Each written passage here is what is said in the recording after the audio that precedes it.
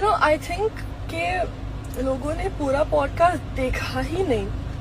As in अगर पूरा podcast देखा होता then you would have known कि I genuinely did not say anything bad about you. Anything bad about you. मैंने literally मुझे इतनी चीजें फील हो रही, इतनी चीजें फील हो ही जा रही इतने महीनों से. And I just in that moment and even right now I'm not able to say any of it because I've been fucking. Listen. One of the reasons why I've been bottling it all up for months now is because ताकि ये बंदी को hate ना मिले बिल्कुल भी. Because I did try talking to her before making it public, and the only reason I made it public is because I've been bottling it all up and I've been postponing my emotions. I've been suppressing my feelings until I couldn't. Because whenever I tried talking to her, वो बंदी समझ नहीं रही है. She wasn't even, you know, like interested.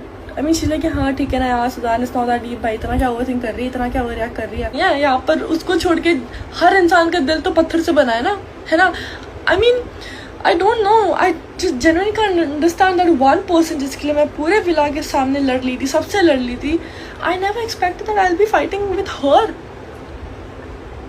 And it's really difficult for me to process everything because never in my entire life I thought that the person I loved the most will be the person hurting me the most. I was a bad friend to her या जो भी, and it hurts.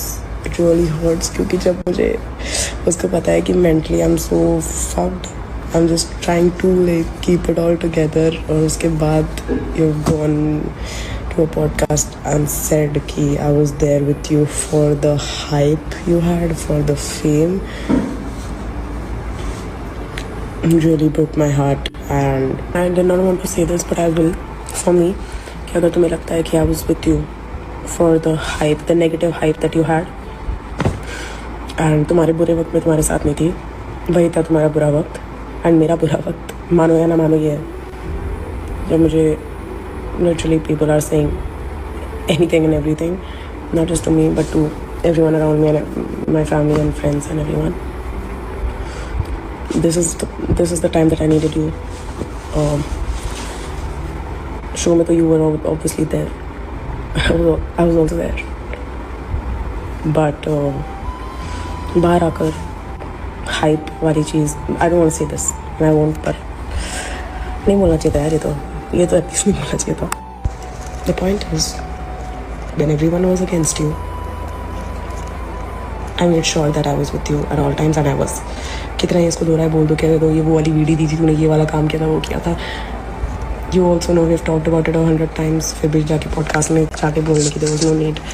Broke my heart actually, even more than you know what. And